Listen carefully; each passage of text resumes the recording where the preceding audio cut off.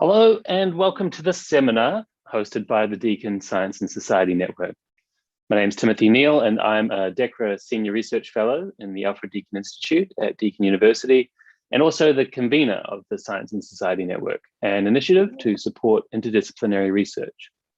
I'd like to begin this session first by acknowledging country and the traditional owners of the land. As we gather for this seminar, physically dispersed and virtually constructed, let us take a moment to reflect the meaning of place. In doing so, recognize the various traditional lands on which we meet today. We acknowledge the elders, past, present, and emerging of the lands we work and live on, and their ancestral spirits with gratitude and respect. I'm beaming into this meeting from Naarm, Melbourne, and I acknowledge the Wurundjeri people of the Kulin Nation. For those who have not attended one of our seminars to date, a quick rundown of the structure for today's event: Prototype Nation, China, and the Contested Promise of Innovation. In a moment, I'll introduce our speaker, Associate Professor Silvia Lindtner, who is going to give a presentation of roughly 40 minutes or so, and then we'll move to some discussion with our panel here and Q&A. Our discussant today is Dr. Luke Heemsbergen, a lecturer at Deakin University, who researches the political relations afforded through our digital choices in the real world. He was previously a research fellow at the Melbourne Network Society Institute and what's called a Burke Turn at Harvard's Berkman Klein Center for Internet and Society. His main research interests are based in the digitally networked terrain of radical transparency and democratic governing. And recently he's been thinking about digital artifacts in the real world and physical artifacts from the digital world, from 3D printing to new ways of augmenting reality. We were also to be joined by Dr. Leonard Hoon, a senior research fellow at the Applied Artificial Intelligence Institute here at Deakin, A2I2. But he's unfortunately been detained by other business, so I will be attempting to step in with some questions here and there. So I'll be chairing the discussion here on Zoom, and my colleague, Dr. Tao Fan, will be moderating the YouTube live chat. We are, as always, very keen to hear and answer your questions, so you can either post these questions into the YouTube chat, or you can send them to us on Twitter. We're at SSN Deakin, or you can email them to ssn-info@deakin.edu.au. Okay, without further ado, it is my absolute pleasure to introduce our seminar speaker today. Silvia Lindtner is Associate Professor at the University of Michigan in the School of Information and Associate Director of the Center for Ethics, Society, and Computing. She's a founding member of Precarity Lab, a research collective working on various forms of insecurity, vulnerability, and social and cultural exclusion that digital platforms produce and mediate. She is the co-founder of the China research collective, Hacked Matter, dedicated to critically investigating processes of technology innovation, urban design, and production cultures in China. Lindtner's research interests include cultures and politics of technology, innovation, and entrepreneurship, with a particular focus on the gendered and racialized forms of labor necessary to sustain and incubate technological promise. She's also, as we're going to be hearing today and discussing today, the author of the very excellent 2020 book, Prototype Nation, China, and the Contested Promise of Innovation, published by Princeton University Press. So with all of that, I'm very excited to introduce Silvia and hear what she has to say. So over to you, Silvia. Thank you so much, Tim, for these kind introductory words. I'm really delighted to be here today with you all. Many thanks also to Tao Fan for all the work behind the scenes to make the talk possible, and also our conversation later. So I'm just gonna share my screen. I hope you can see that okay. So I would like to start, before I go into sharing with you all some of the key ethnographic stories from the book, I would like to say a couple of just acknowledgements at the beginning of my talk. I want to start by declaring that I denounce the recent killings of people of Asian descent in the United States, in Atlanta, and our society's persistent structures of white supremacy and racism. I stand in solidarity with all Asians and Asian Americans in their struggle for racial justice and against anti-Asian violence in the United States and way beyond. And I dedicate this talk today to them. I would also like to acknowledge that I'm speaking to you today from Ann Arbor, Michigan in the United States, which is the home and traditional territory of the Anishinaabe people, including the Ojibwe, the Odawa, and the Bodewardami. And through these words of acknowledgement, their contemporary and ancestral ties to the land and their contributions to our university, I want them to be with that renewed and reaffirmed.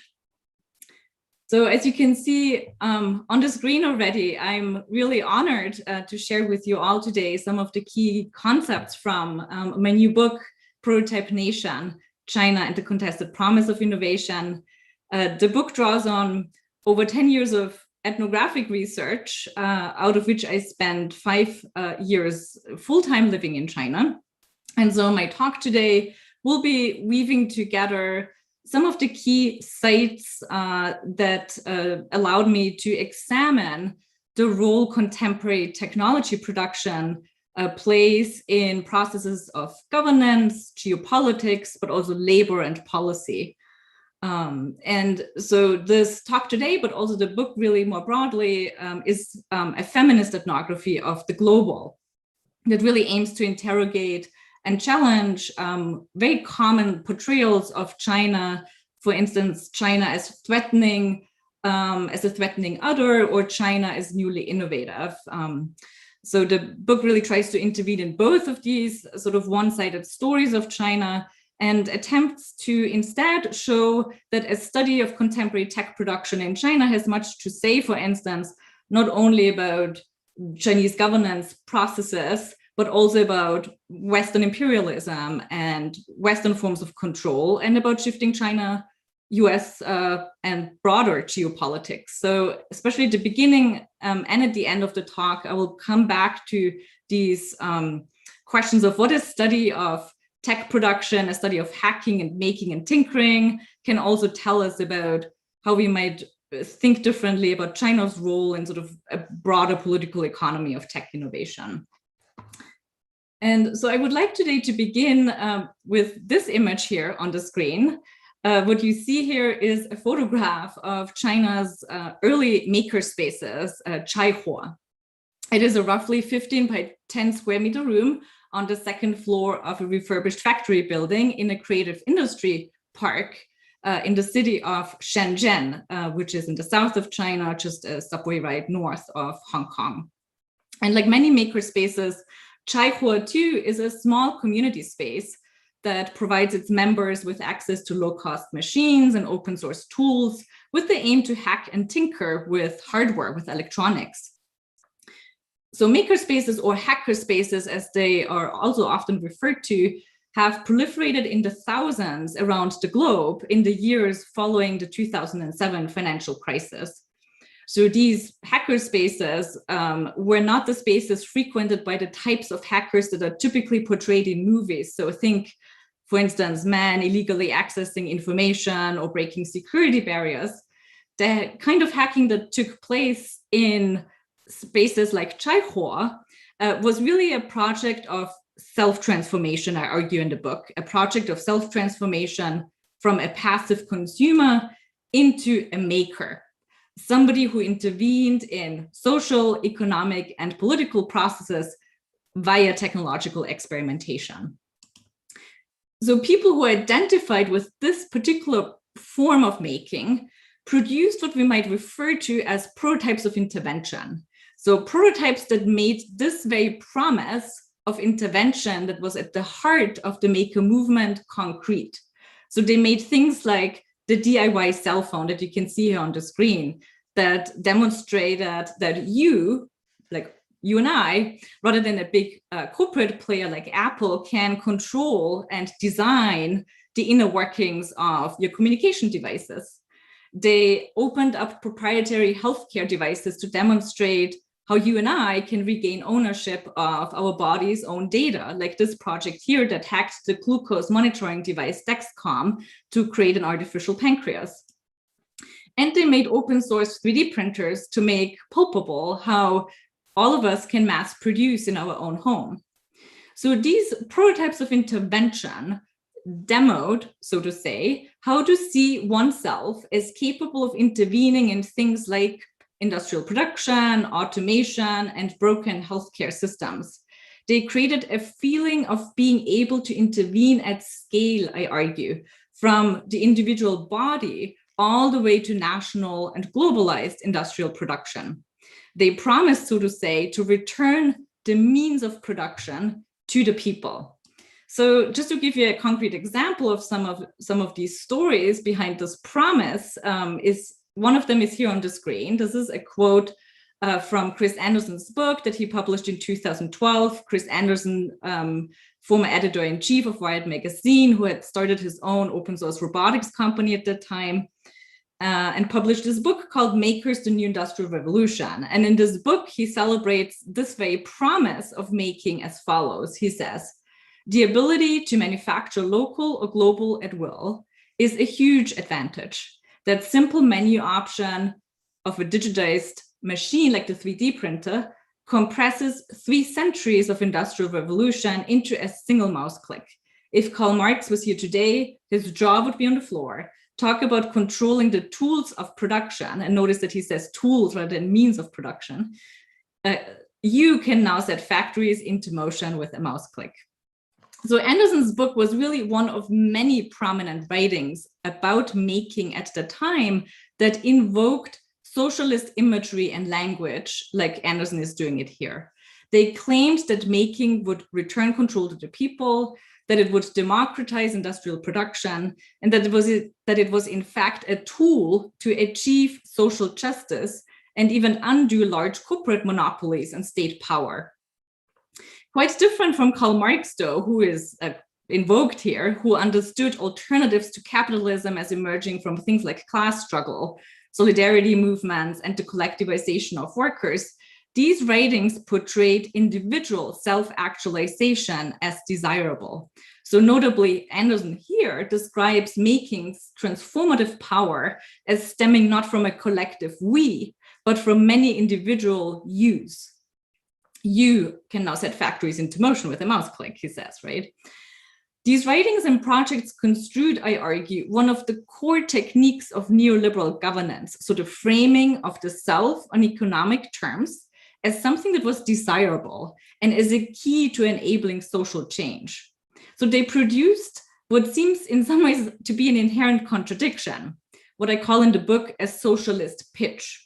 So pitching is typically associated with a startup's ability to formulate itself as attractive to venture capital by producing a feeling of anticipation and a promise of scale that the startup can scale up. The socialist pitch derives its power from this exact technique of producing an affect, a feeling of exuberant excitement and buy-in, by drawing specifically on the language and image of social change and social justice. So pitching typically works through promise rather than actual change. We see investors, for instance, fund ideas and prototypes of intervention rather than finished products.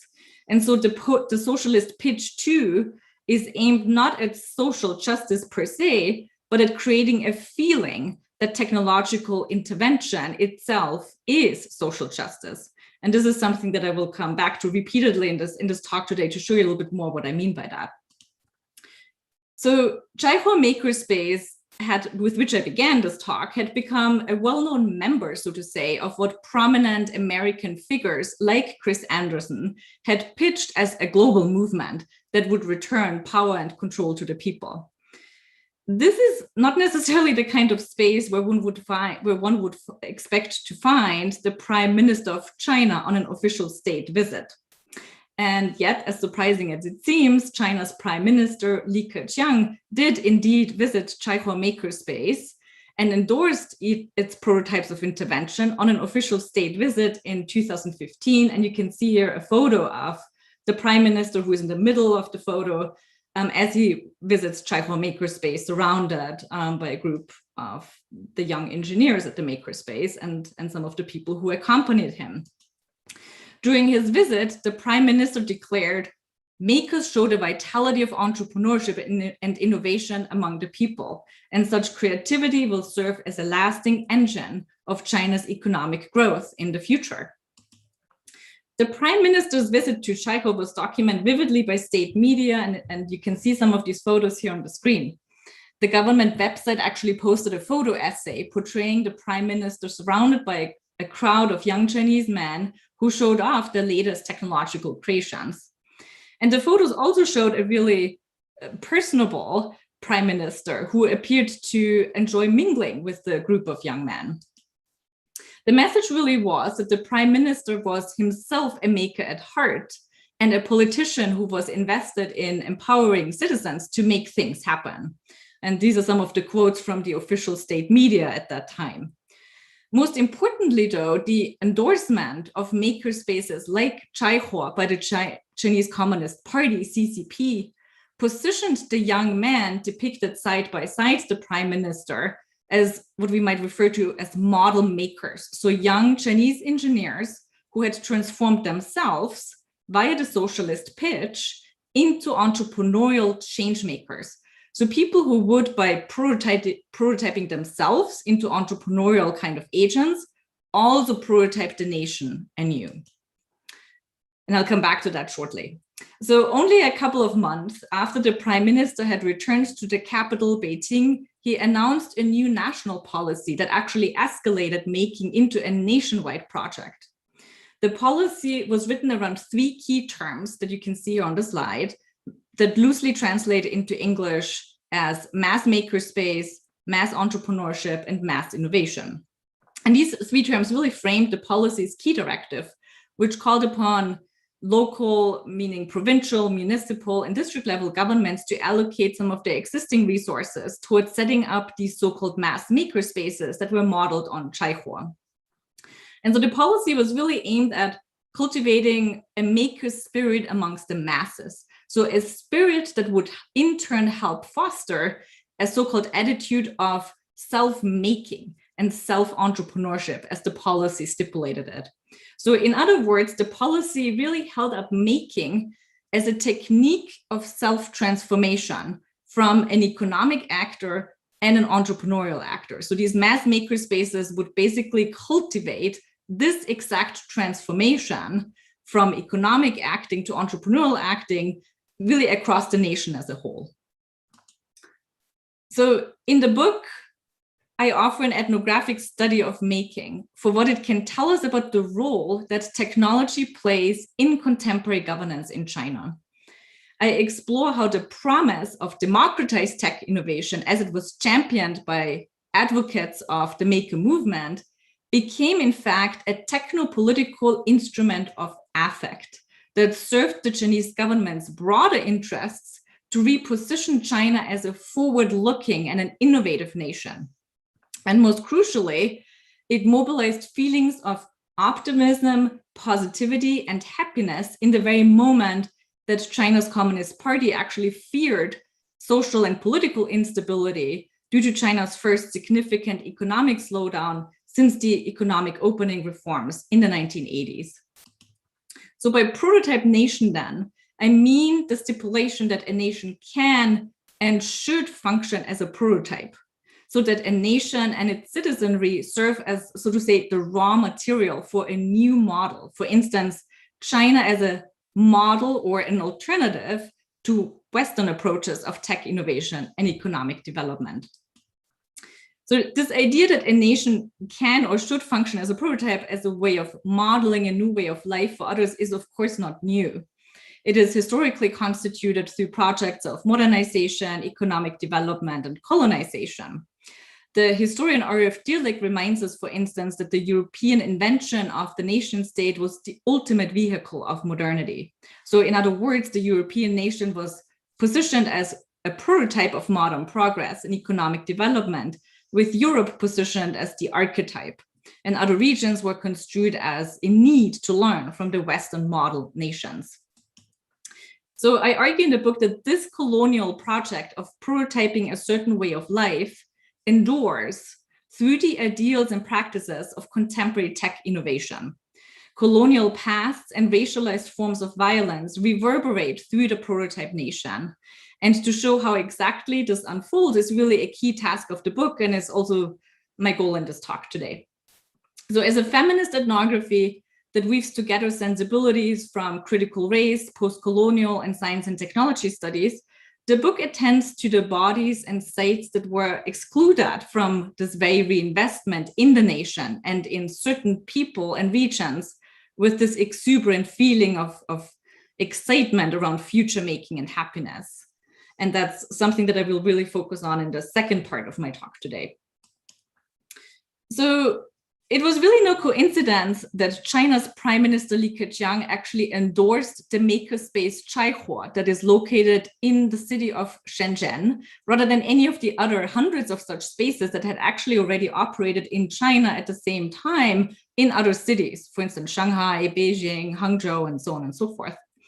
So the same year of Li Keqiang's visit to Shenzhen, Wired magazine published the following issue that claimed that it was now time to copy China, with a series of essays about tech innovation in the city of Shenzhen.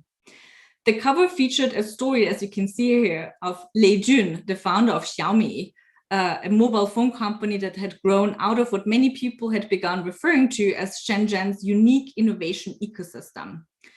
So Wired's cover basically was a culmination of a growing number of Western media coverage at that time that depicted Shenzhen as having transformed within the time span of only a few years, really rewriting the region's image in the global tech imagination. So what had long been decried as a site of mere execution of Western ideas, as low quality and copycat production, and you can see some of these news stories here that many of us were very familiar and still are familiar with when it comes to Shenzhen. So that image began to be rescripted in the global media and tech imagination, suddenly celebrating the region as the Silicon Valley of hardware, as a new hothouse of innovation, as where the hardware entrepreneurs of tomorrow go and even outdo Silicon Valley. So these stories really proliferated in the years following the 2007 and 8 financial crisis. And it's really important for us to be very historically precise here. So the years following the crisis were marked by a reckoning with the complicity of technology in things like labor exploitation or resource extraction and capitalist expansion. So this was a time when not only critical scholars, but a growing number of news media began warning about the costs of ruthless neoliberal capitalism and the precarious work conditions it had created. And increasingly, people criticized Silicon Valley in particular as a central culprit in this destabilization. So China as a prototype nation, as a contested alternative to Silicon Valley and to Western approaches of tech innovation broadly, I argue in the book, was really co-produced by this specific techno-crisis thinking that was particularly pronounced at the time in the United States.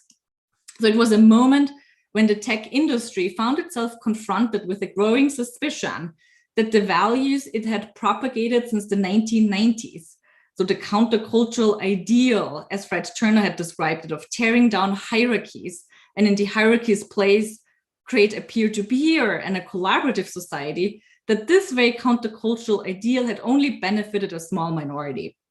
And here on the screen, of course, you can see Apple's 1984 advertisement for the Macintosh computer, which is such a canonical image of this countercultural ideology from that time.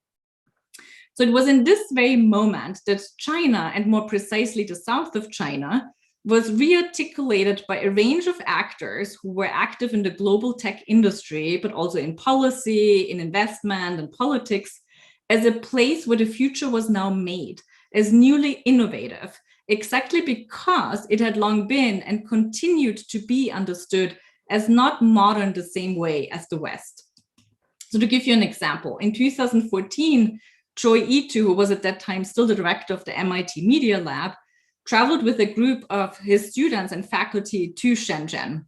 And then upon his return, he gave a TED talk in which he argued that traveling to Shenzhen was like going back in time and learning from the past, momentarily reliving the foundations of Japan's own technological and economic success. So this is just one example of a broader discourse of adventure and exploration that engulfed this invention of China in the Western tech imagination, which is also visible here in this quote from an interview I conducted with the director of a Silicon Valley funded incubator program that had opened up in Shenzhen in 2012.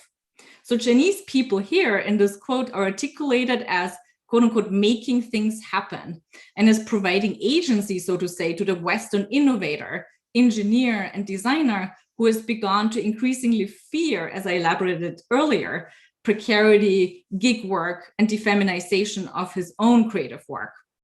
So Shenzhen, many of them were men, right? Many of these men promised, was understood as a place where one could feel again in control.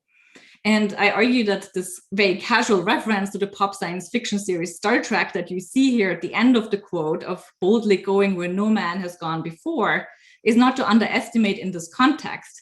As a narrative of American frontierism, references to Star Trek in this context of positioning Shenzhen as newly innovative legitimized an engagement with China more broadly, based on a masculine and colonial narrative of adventure, of exploration, and of technological mastery. And this was really not an isolated case. I observed these references to Star Trek over and over when it came to these foreign endorsements, and especially masculine kind of endorsements of Shenzhen. So in some ways, you can think of this as if space was the final frontier to be mastered by individuals empowered by the latest technological advances, which is the story of Star Trek, then here, China is framed as the untamed land of copycat to be mastered by the maker, now turned entrepreneur. So in 2013, I spent a year embedded as an ethnographer in one such foreign-funded incubator program in Shenzhen. The promotional materials of the program claimed that it was, so to say, taking the maker movement to the next level. So it invested in makers whose prototypes promised to scale into fundable products, data-driven solutions, robots and drones, smart systems, Internet of Things, wearable technologies, and so on. This particular incubator was backed by a Silicon Valley venture capital firm that had strategically located its headquarters in Ireland for tax reduction purposes. And the investors and managers that ran the incubator were a group of powerful white men who were well known in the circles of global capital investment. This is how they pitched the program. They appropriated socialist imagery of China's past to frame the location and promote the location of their program in Shenzhen in revolutionary terms. So by embedding themselves into the city's electronic markets, its factories, makers, so the pitch, would learn how to become real-world entrepreneurs. They would no longer just tinker in a hackerspace or in a basement, but they would instead hack economies of scale, global supply chains, and even capitalism itself. So that was the promise and the pitch. So in chapters 4 and 5 of the book, I show in much depth how this socialist pitch of entrepreneurial life in Shenzhen that refashioned colonial discourses of frontier making, of mastery and control, operates as a market device of finance capitalism. And I draw here on the sociology of finance and science and technology studies literature on economization. I argue that it remoralized the economization of humans and things, so to say. So the economization of life, as Michelle Murphy, for instance, defined it. So the notion that life itself should serve the interests of investors and markets is here portrayed as hopeful and as providing individuals with a hacktivist agency. So in this political and economic regime of tech innovation and venture capital, capitalist expansion is pitched as participatory, as available to everyone. And processes of economization and capitalist expansion no longer appear to be just a natural consequence of competition, but rather appear to be hackable, something we can make our own. So in other words, the neoliberal doctrine of inevitability, which is the idea that capitalist expansion and automation and so on are just natural processes rather than the outcome of human choices, this very neoliberal doctrine of inevitability is imbued with a feeling of agency. So in other words, economic life is framed as entrepreneurial life. So during my ethnographic engagement with the incubator, I spent much time with Sophie and Mei Yun, who were two of the Chinese staff workers employed by the incubator. This is how the director of the incubator introduced the two women on the first day of the program. He said, "There's a thing about Sophie and Mei Yun. They are the office managers. They make our lives better. They will make sure shit works around here. If it doesn't work, just remember it must be their fault. Repeat after me, nothing is my fault, it must be their fault. When shit is broken, talk to them." So this introduction to the female Chinese staff really sets the tone for how the startup teams were meant to approach them and would approach them also over the months to follow. So their job was to help guide the startups through the emotional ups and downs of their entrepreneurial labor in Shenzhen. So literally when shit was broken, they would fix it. For instance, when the stress levels amongst the startups went up, Sophie and Mei Yun would provide distraction and think of fun leisure activities.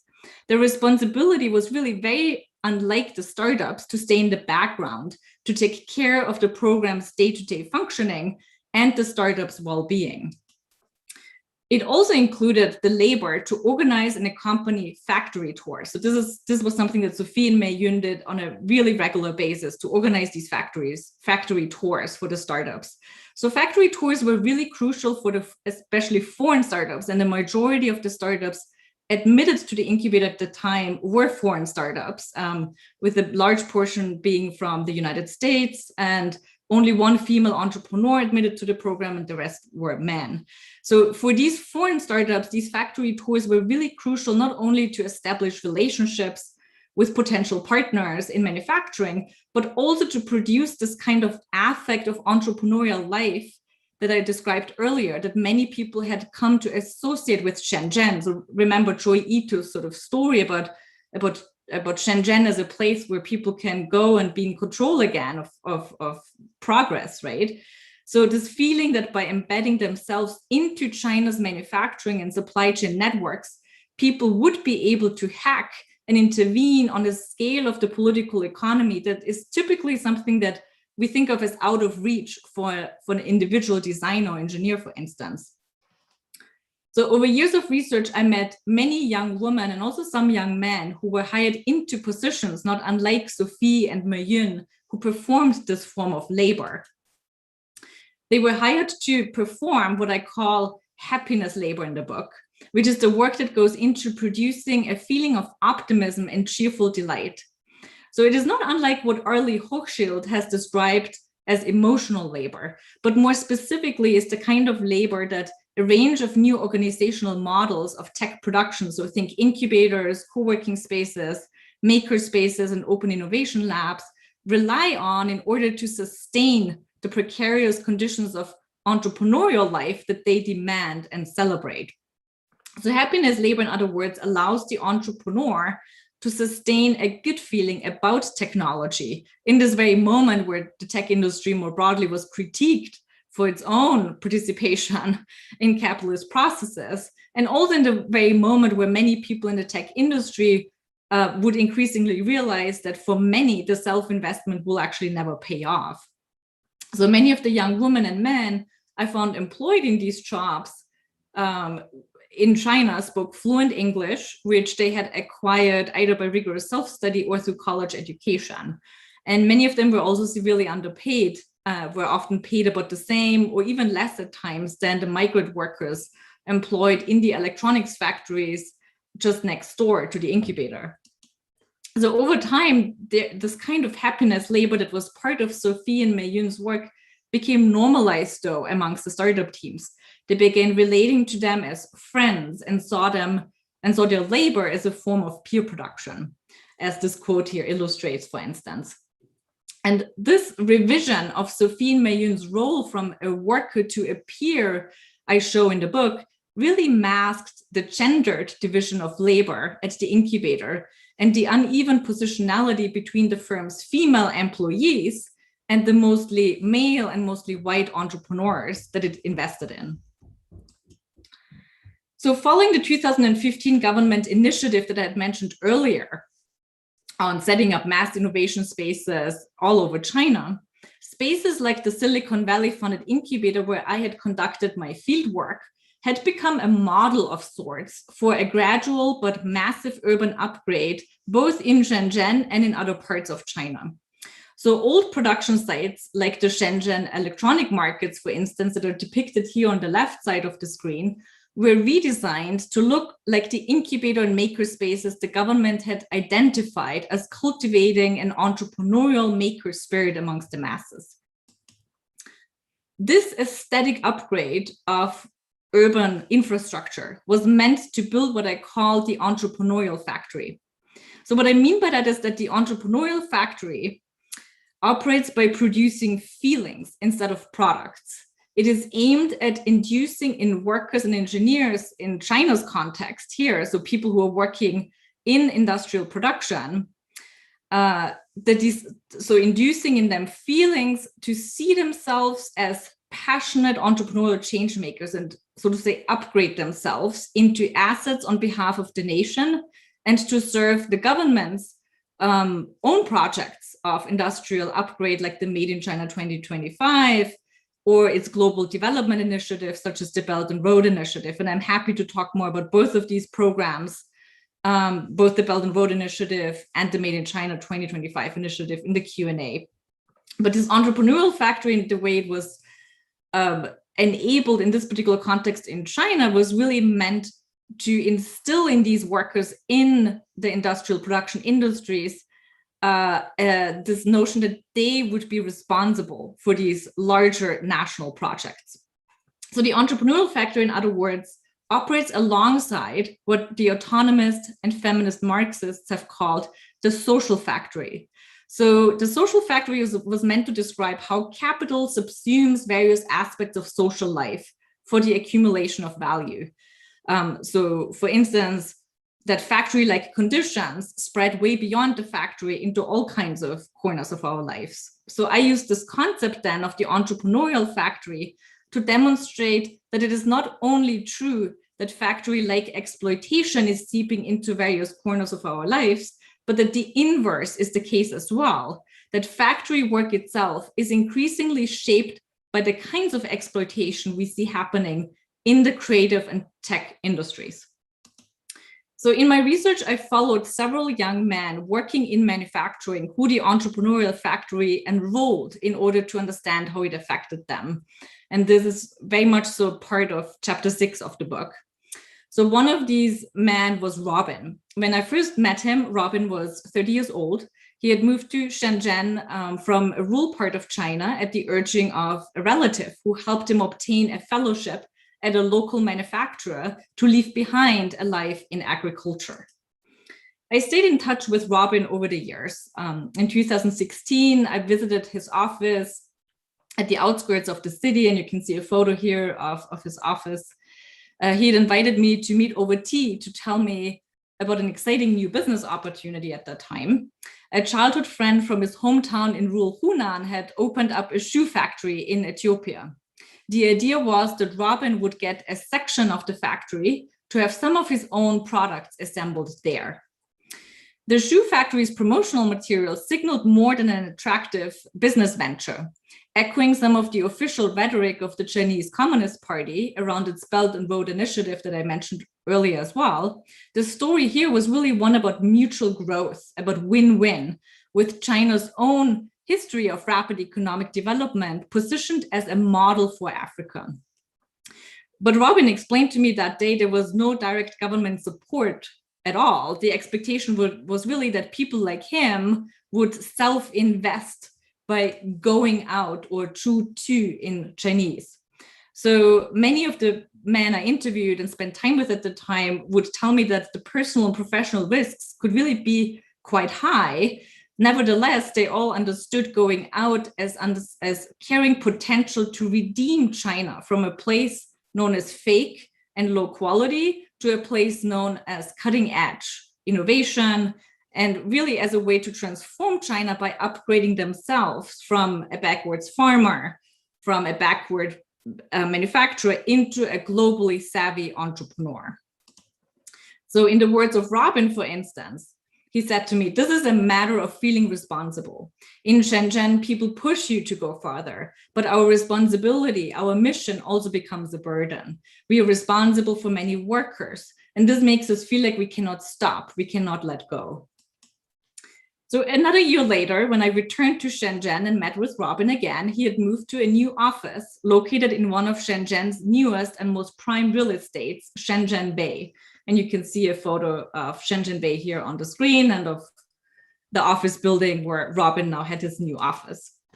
As we sat in his new office, which was 30 floors up, this modern high-rise I just showed you that overlooked a pristine golf course landscape, he showed me this new video conferencing system he had set up and the photos from his latest trips to Ethiopia and Kenya.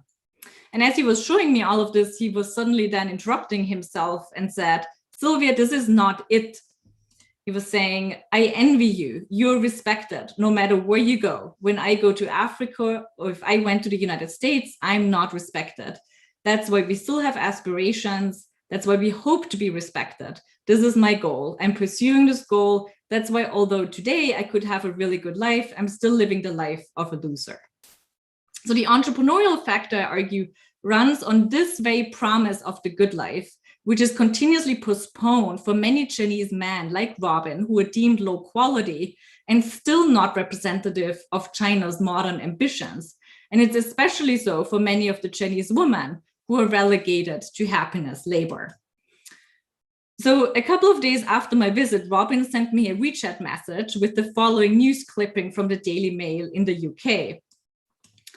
Not without a hint of pride, Robin directed me to read until the end of the article, where it featured him right next to one of the American investors who had begun play an active role in the city. I argue that it is this attachment to whiteness that promised happiness and to overcome racism in the present that made many people I encountered in China's manufacturing industry to endure the violence of the entrepreneurial factory that demanded to take more and more risks, that demanded of them to self-economize and to overwork and to take responsibility on behalf of the nation and the party state. I build here on the critical race and feminist scholar and philosopher Sarah Ahmed's notion of the promise of happiness. Ahmed says, "The civilizing mission of the colonial periods could be described as a happiness mission. Colonized people were framed as lacking the qualities or attributes necessary for a happy state of existence. Almost the same, but not quite. Almost the same, but not white. Almost happy, but not quite." The Chinese Communist Party state continuously and strategically invokes China's own partial colonization by Europe in the 19th and 20th century, which it refers to as the period of national humiliation. It portrays citizens like Robin as lacking in civility and quality and is in need of modern upgrade. Only if that happens will the nation be redeemed also from its own colonial past, again referred to as this period of national humiliation. So the entrepreneurial factory then positions certain people and certain spaces as the right prototypes for both for China's indigenous innovation economy, but also for producing the Chinese dream, as President Xi Jinping refers to it, the buildup of a happy nation that is freed from this very colonial past. And it was via the appropriation of making and its own associations with happiness and agency that I began my talk with today, that the Chinese government could, so to say, pitch itself as acting in the interests of the people, as committed to people's pursuits of happiness.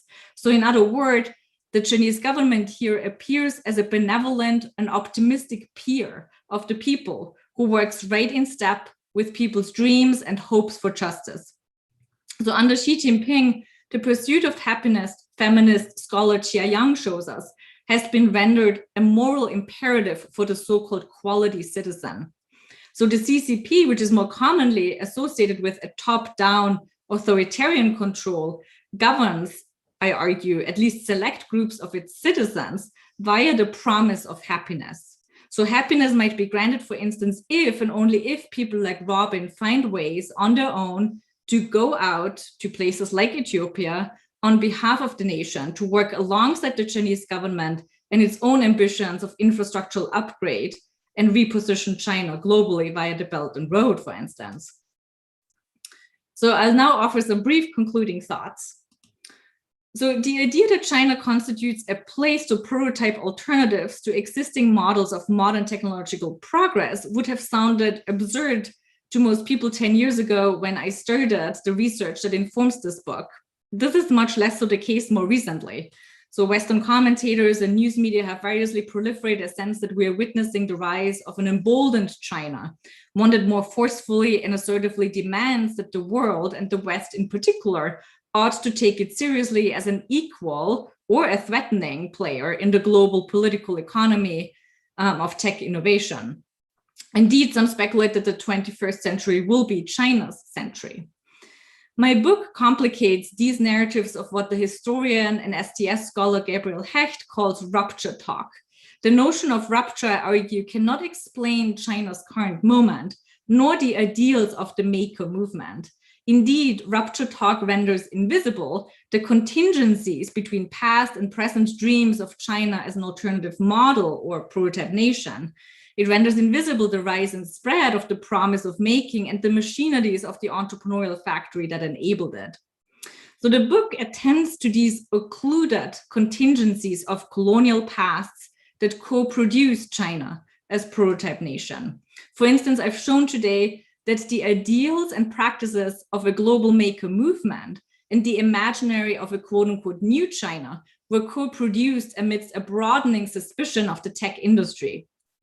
The tenacity of technological promise in this very moment of a broadening critique of the tech industry depended, I've also shown, on the select recruitment of once excluded bodies and sites.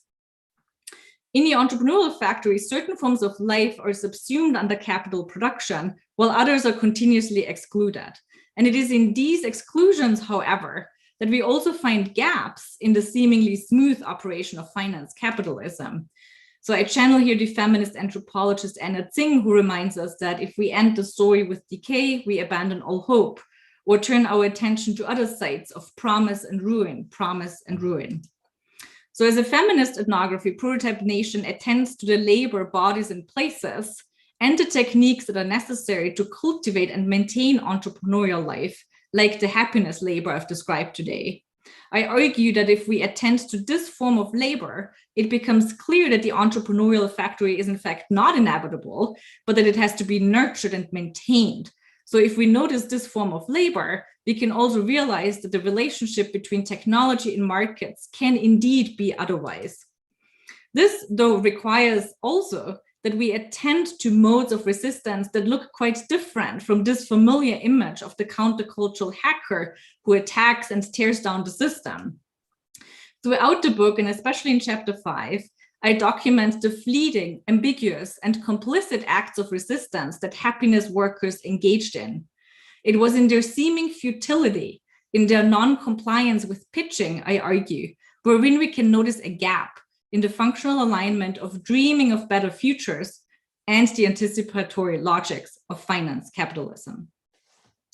And with this, I would like to thank you all so much for attending this talk today, and I very much so look forward to our conversations. Here's some information about me and how you can reach me, and also a code with which you can get the book still for 30% off, code P234.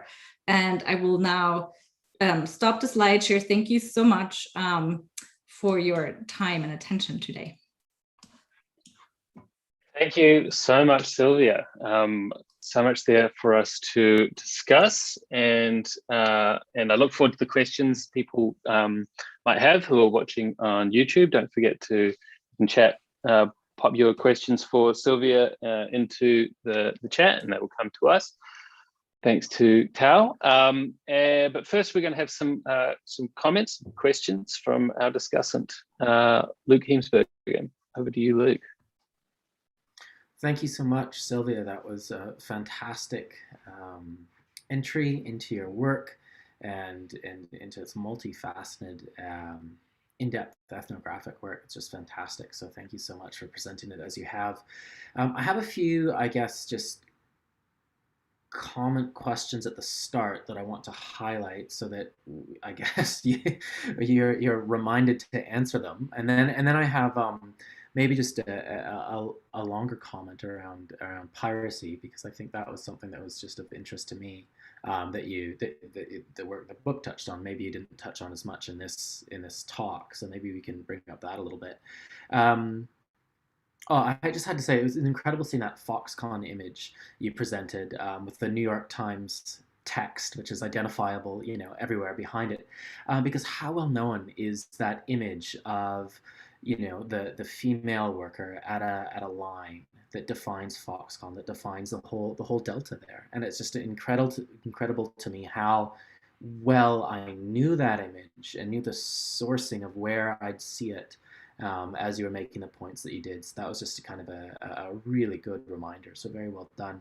My first question is, I mean, potentially maybe kind of cheeky, but I found it really interesting that Star Trek would come up so much, and I think my thinking here is that, for me, the economics of Star Trek was always kind of separated from the exploration. There was this open frontier, and the men, of course, were off to explore it and make amends. And by the next generation, when the Soviet threat had died down, it was about equalities and da da da da da. But if you asked how the economics worked, the answer would be, well, just as well as the warp drives, right? Like, they work, and we don't have to worry about it. So I'm just kind of wondering how you think that dynamic plays out, because as these entrepreneurs are making these kind of Star Trek references, they're doing so from sites of manufacture to make money, through open source or not. But there's this really just interesting piece for me there that's missing, and that speaks a little bit to piracy, which I'll speak to later.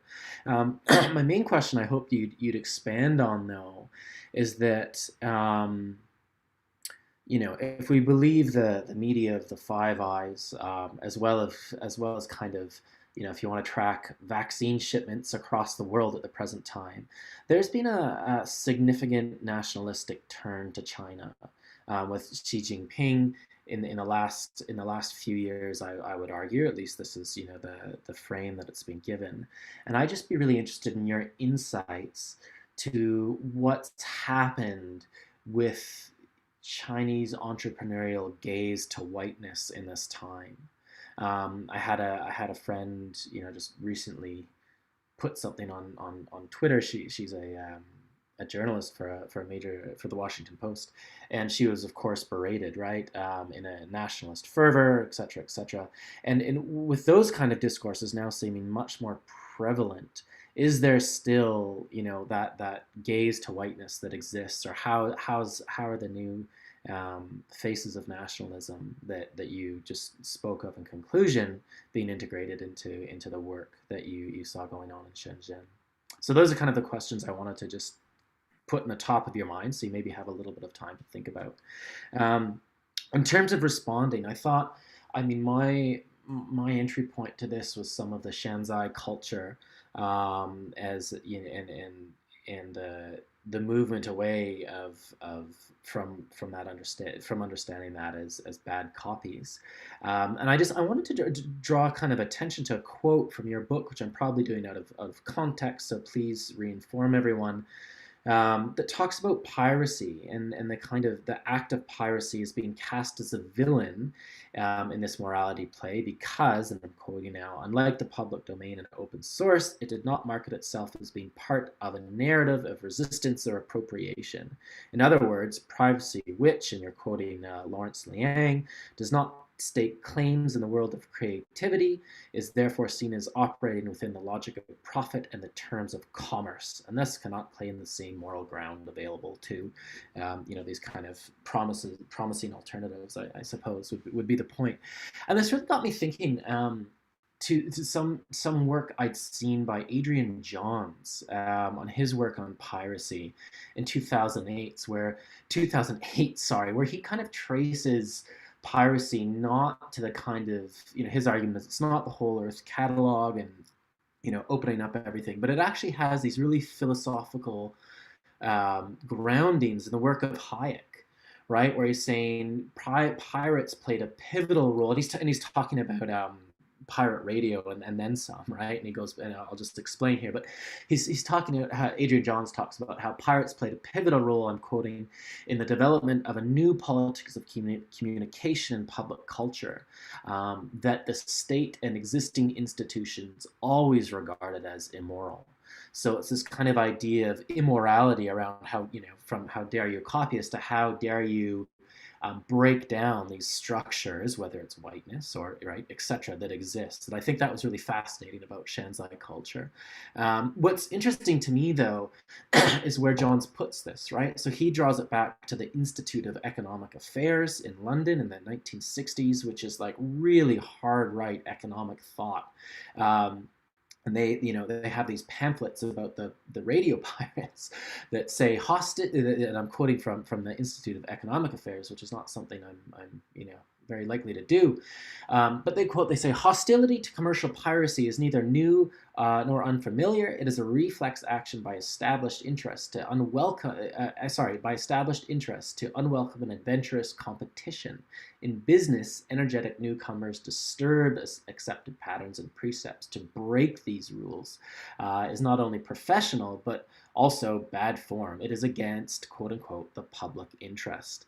And this ties into these ideas of information monopolies, right? Whether they be structural and kind of, a Said type argument or gendered or whatever. So I just wanted to kind of pick your brain around how piracy might be understood from your lens in this kind of ambiguous coexistence that you point to in your work.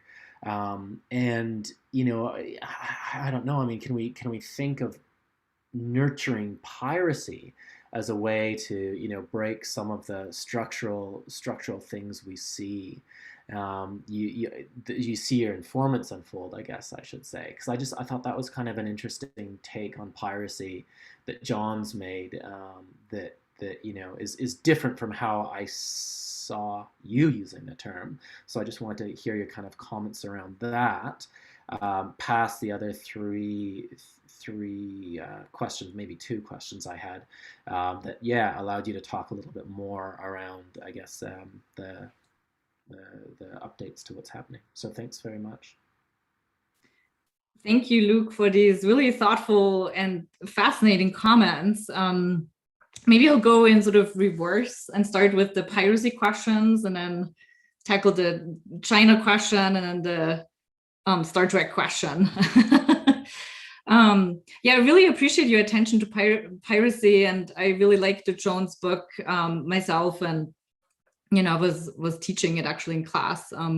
This was right around the time actually when I turned to his book on piracy, when people began, and you mentioned it just briefly in your comments, when people, especially in a sort of, I would argue, a Western context of, people committed to actually understanding piracy in more charitable terms, like when that was sort of a thing in the sort of US, broadly Western context. This was also the time when people began turning to the shanzhai phenomenon in China. You mentioned shanzhai briefly, right? So I was thinking a lot with Jones's work on piracy in relationship also to this broader Western fascination with other forms of piracy that would provide kind of an alternative countercultural narrative, so to say. So I show in the book, and this is really a chapter that I didn't talk so much about today. This is chapter 3 of the book, where I show and really situate this fascination with Chinese shanzhai culture. So just for the people who are not as familiar with shanzhai, so shanzhai is often understood as China's copycat culture. But the term itself refers, sort of when you literally translate it, it translates into something like mountain stronghold or a fortress, so to say. And it's often associated with folklore stories around the Shui Hu Chuan, which is sort of a story of 108 rebels who were hiding into mountains and sort of taking from the rich taking from the emperor and giving it to the poor. So it's almost like a Robin Hood kind of story of a criminality, but criminality with a kind of moral and ethical twist, right? So Shanzhai, as representing that sort of story of moral hacking, so to say, was early on used to describe a production culture in retail in Hong Kong. So copycat products like the Gucci bag. So copycat production that would make it possible for many people who couldn't afford like a fancy Gucci bag, but they could afford the knockoff, right? So kind of like that, the Robin Hood story, so to say. And that term then was then later applied to electronics manufacturing in Shenzhen, with the very idea that there too, manufacturers who were much less powerful than the Foxconn and Apples of the world, but these much less well-known sort of manufacturers and their design partners would produce for people who couldn't afford an Apple iPhone. So that was sort of the Shanzhai producer. And the Shanzhai production, which was both in a sort of Chinese context and in a sort of a broader Western context, often discussed in sort of very, in almost for Chinese people, often in embarrassing terms. It's like, oh, this is like embarrassing, right? This is copycat production. This proves that China is still not innovative. Suddenly became re-scripted in the global sort of open source hacker community as something that would allow us to recuperate these broken promises of tech innovation, right, that I talked about earlier today. So this was at a time when, you know, people in the maker movement were being critiqued for accepting funds from big corporations, where DARPA had gone in to fund like the maker fairs, and people were saying, see, this is what has happened to the hacker movement. The hacker movement has become commodified. It's complicit with large corporate structures. And so my question was really, so how did it happen that Shanzhai was seen suddenly as so hopeful in this very moment, right? As an alternative form of counterculture, a piracy actually that wasn't something that was to be embarrassed about, right? But piracy now that sort of recuperates technological promise. And I build on the STS scholar Kavita Philip here, who has written earlier about sort of the Asian pirate figure as sort of the antidote to the Western open source hacker. So she describes how, for instance, in Lawrence Lessig's work, you know, he would position the Asian pirate to sort of as a bad form of piracy, whereas the open source coder was positioned as the virtuous kind of coder. And so I build on that to argue that Shanzhai became this figure to actually recuperate Asian piracy as something that could be just as moral and as virtuous, or even more moral than the Western open source tinker. And then I show how these very, you know, these ways of rescripting Asian piracy, though, as newly virtuous, as newly moral, at the same time also recuperated very sort of old and familiar racist tropes and stereotypes about the Chinese is still lacking, as still like it was still copycat, you know, still kind of lacking behind, still not quite as modern, right? So I showed these contradictions of, on the one hand, Shanzhai celebrated as recuperating the broken promises of the West, while at the same time still, you know, portrayed as sort of through these racialized tropes of othering. So that's sort of what I'm doing around piracy and sort of how Asian piracy in particular was rescripted at that time. And yeah, and I think I love your comments about Jones taking us back to Hayek, you know, sort of the role of neoliberal processes there as well. And maybe this brings us, yeah, go ahead. I was just going to say that what really interested me is there's the you know, shroud of collectivism is just gone, right? And I thought, you know, what's the room for a similar move or you know, effective understanding of what's going on in that space if you rip off that, you know, that shroud of collectivism that holds the makerspaces together in Western eyes. Yeah, and very much so. And I think what I've tried to show today with the very much so these sites of Shanzhai production, like the electronic markets, of Huaqiangbei. This is the Chinese term of this particular electronic market in Shenzhen, like this sort of the aesthetic urban upgrade I was describing today, where some of the electronic markets that stood for Shanghai production were redesigned to look much more like the incubator spaces. This was also a depoliticizing move that really portrayed something that was very much so collective and collaborative. Like the Shanghai industry, so to say, really worked because through collaboration, right? Which was kind of like people, and mostly men, who came from less prestigious family backgrounds, who came to Shenzhen without necessarily college education, and managed to use the Shanghai industry to level up, so to say, and to make a better living for themselves and their families, right? That kind of more collective has also become increasingly fragmented through then this urban upgrade and this sort of setup of an entrepreneurial factory that celebrated Shanghai, but then replaced it, so to say, with these incubator type spaces. So maybe about your question about the sort of Xi Jinping's more recent turn towards nationalist framing, also of China's innovation industry, and this gaze towards whiteness, and intertwined with China's rising nationalism.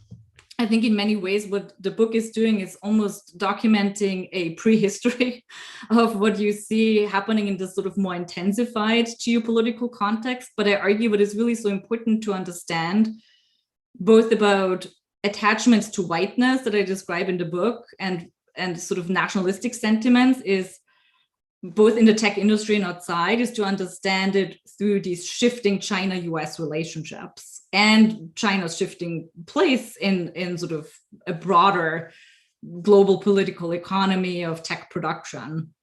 And so what the appropriation of the maker movement really allowed the government in many ways to do was also to legitimize certain Chinese makers turned entrepreneurs who had already been attached to white projects of making. And so these sort of model makers also elevated particular forms of innovation that are associated with white spaces, with specifically very masculine spaces of tech innovation, and held that up as a model, which again is a very different model than, for instance, the Shanghai model we just talked about, right? And I think you could even speculate about how that sort of legitimization of attachment to certain projects of whiteness via a narrative not of whiteness and race, but via tech innovation and happiness and promise, right, also keeps legitimizing Han identity and other forms of homogenization through a story of technological progress, right, through a story of modern progress. So I think that's, what we see today. I think the book is sort of documenting almost like a prehistory to some of these more intensified forms of also internal Orientalism and internal racism in China today, that are increasingly shaped, though I argue, by these sort of intensifying US-China relationships that are increasingly antagonistic.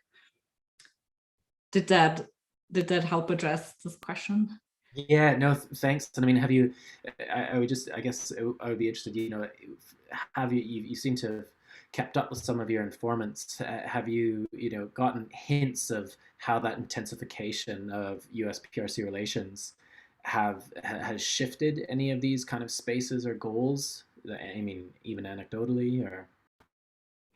I mean, a lot of these spaces per se, I think have become in some ways even more visible and have received partially also more support because they were already demonstrating. So, when you think about more maker incubator type spaces, right? Like they were already endorsed by the Chinese government as part of what can move the nation forward, right? And so there's some of that is happening perhaps even to a larger extent, but also a lot of the people who I spend time with in my research, talk about all of this very ambivalently. And this ambivalence already happened much early on when the government in 2015 did support, right, and endorse this project. There was much ambivalence with regards to what it now means to have that official state support. And I would say that ambivalence is still very strong and continues until today. So I wonder, I see there's a lot of questions. So don't worry about Star Trek. Let's move on. We have a lot of questions coming in from the YouTube, which is really great. But I'm going to take chair's privilege and quickly drop one in, which is during the seminar, Silvia, you touched on an ethnographic vignette from the beginning of chapter 5 around happiness labor, and it reminded me.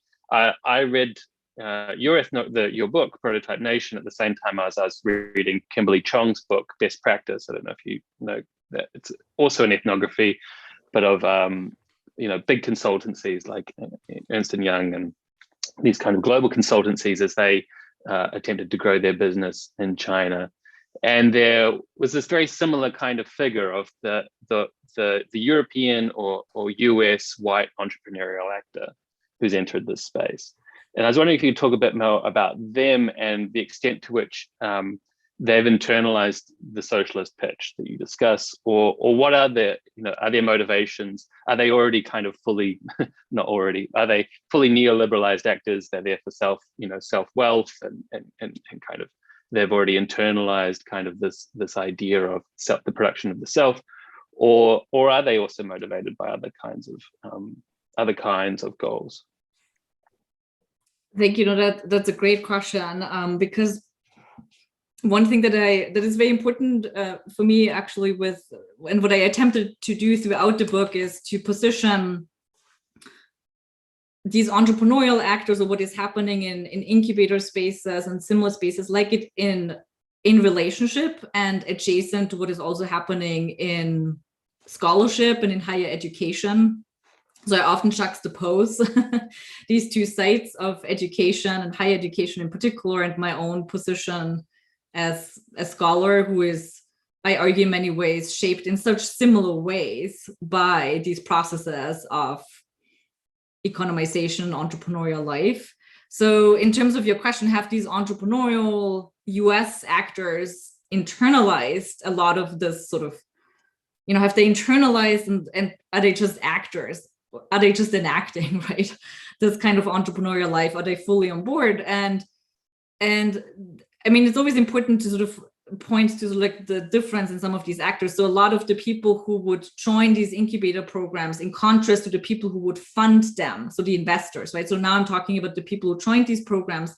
Many of them we would call perhaps somewhat idealistic, but many of them were actively committed to socialist change and justice. And many of these, for instance, in the incubator that I joined as an ethnographer, all of the startups, they really joined because of that promise that difference could be achieved and change could be achieved on a more broader level. So I show in chapter 4, for instance, how the incubator really trained them to translate these ideals of social change and justice into something that would then become legible to an investor.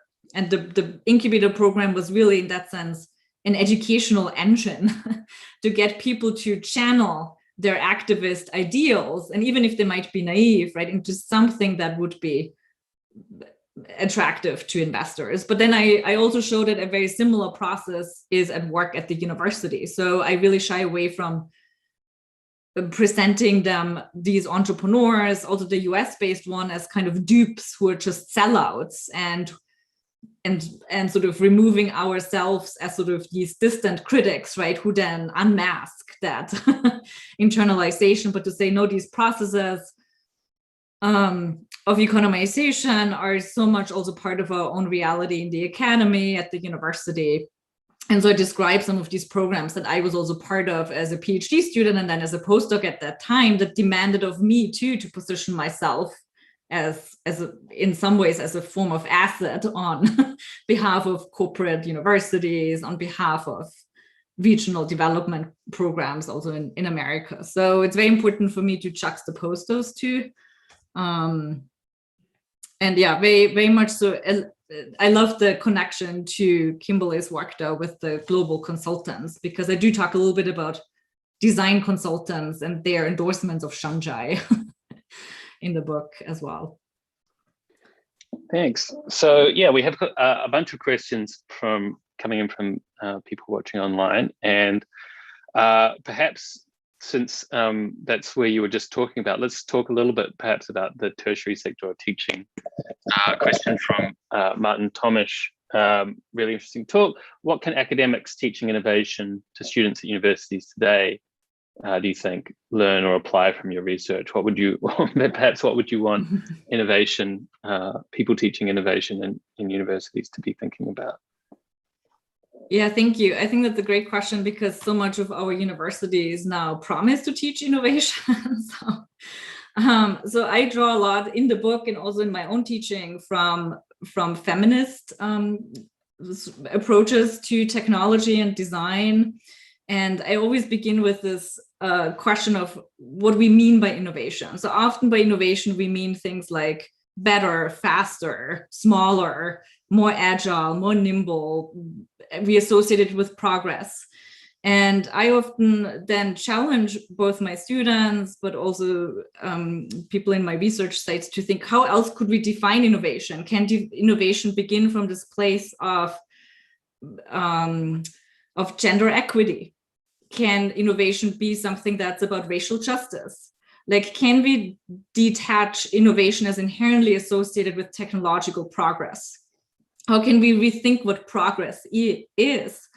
And often anything like sexism or racism in the tech industry in particular is seen as something that's negative. You know, it's seen as something, and especially when I talk about histories of colonialism and how they matter in tech innovation today, people will be like, what?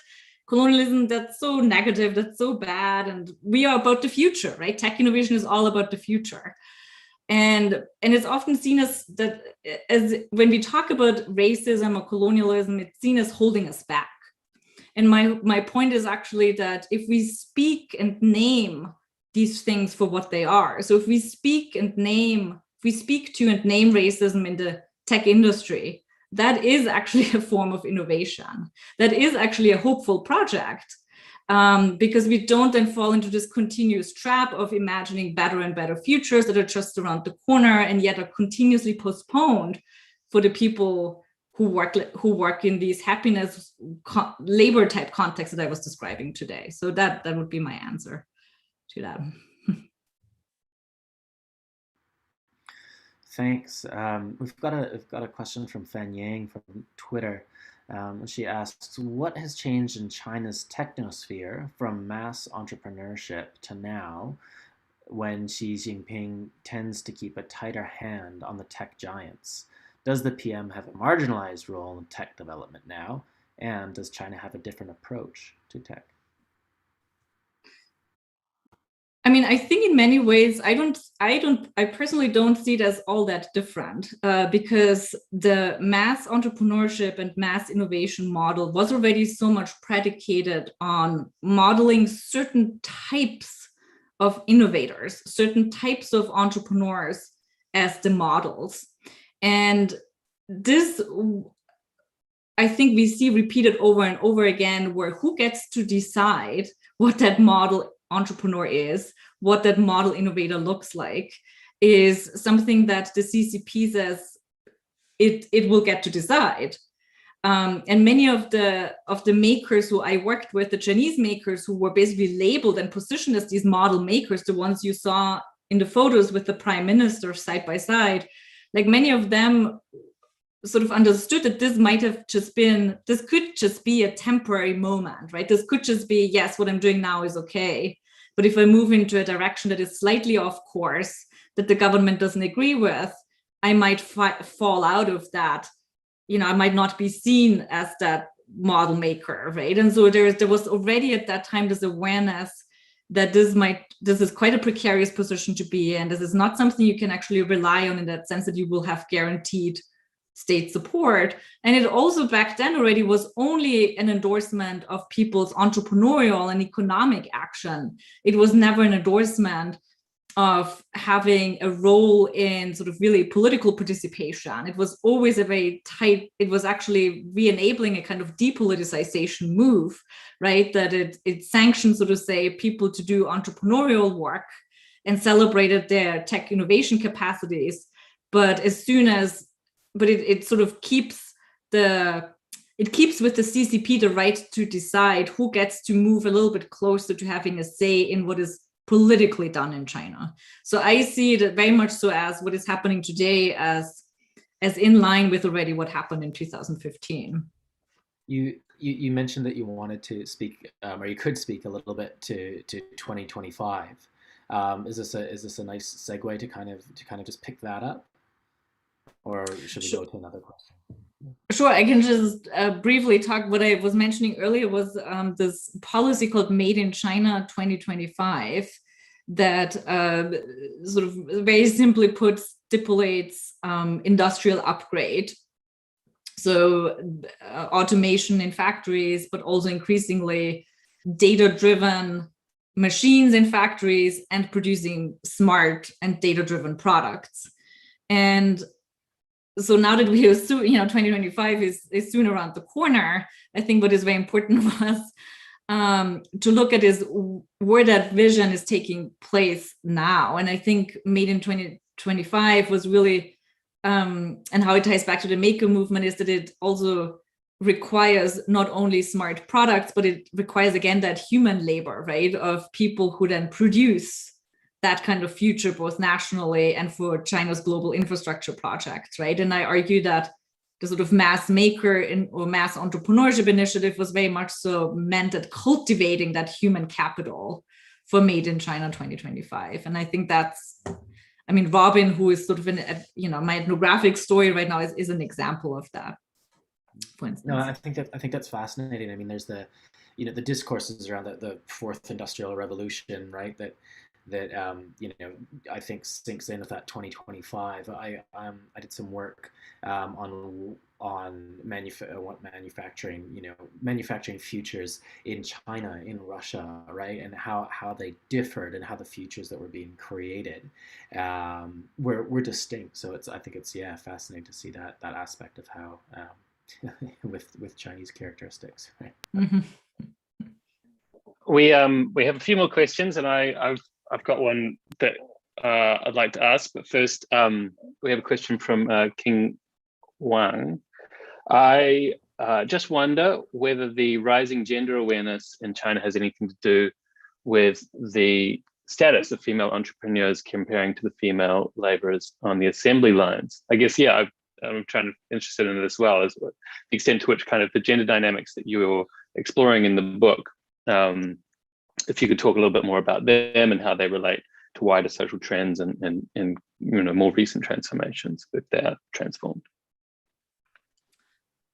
Yeah, it's I get this question often, if in a slightly different form. So people are often interested if the happiness workers, so to say, would be part of a Me Too movement, or if they would join Black Lives Matter protests. Like, are they invested in this kind of activist Me Too kind of, or even anti-racism kind of activism? So that's a question I often get, and I think the answer to that is yes. I think if that was what would be possible for them to do, they would, yes, very much so engage in a sort of more activist, outward-facing project. It was very difficult for a lot of the women who I worked with in these incubator programs to find solidarity.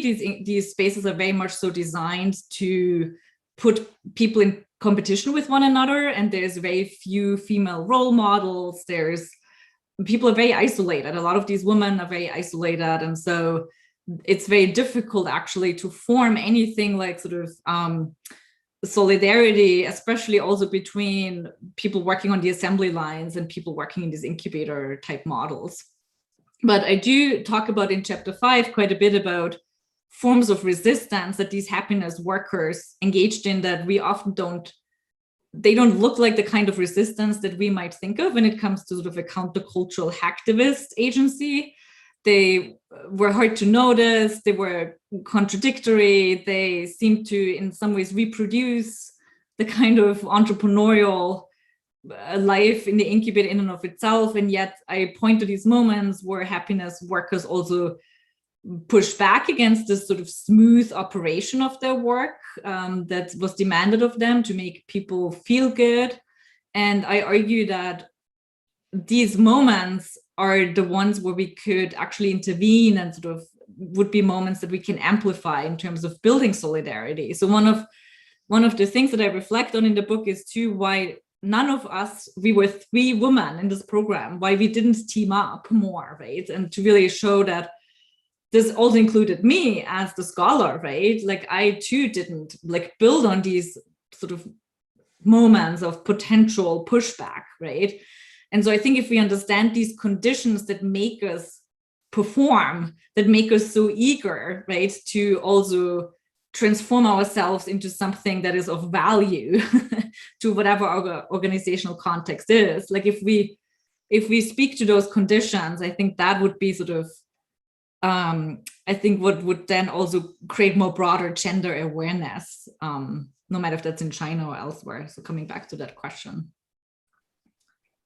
You've kind of preempted the question I was going to ask last, which was, this question of if we don't want a sense of social good in the name of the entrepreneur or the nation, or in the case of the university context, the university, then what do we want it in the name of? And I think you've kind of gone there. But, so instead, I'll give the last question over to somebody tuning in from YouTube, whose name or avatar is Marco Cardia Cursus, who asks Silvia if you could perhaps in closing talk a bit more about the relationship between political ideology, reinvention, and visions of the future, and the concept of the prototype. I guess that's maybe touching again on the prototype as a kind of core concept.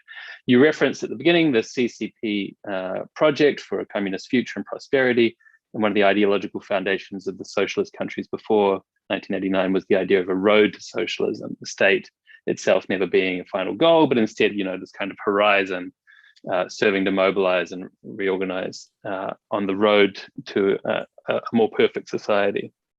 So, yeah, it's wondering, maybe this is an opportunity to touch again on this concept of the prototype as a political ideological tool. Yeah, no, that's a really, I will try to do justice to the complexity of that question with a hopefully brief comment.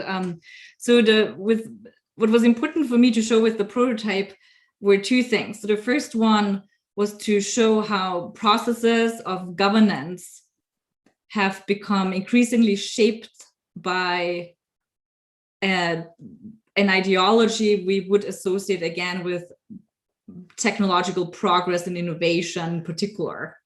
So prototyping, but then so the prototype, and this is sort of what I do at the beginning of the book, the prototype is both a thing and a process, right? It's a thing in terms of that it becomes, when it is pitched, for instance, right, when a prototype, for instance, in design and engineering is presented to a customer, it's sort of a distilled form, right, that is still malleable, but it proposes something. So the prototype proposes and hints at something, at a version of the product that it could be, right?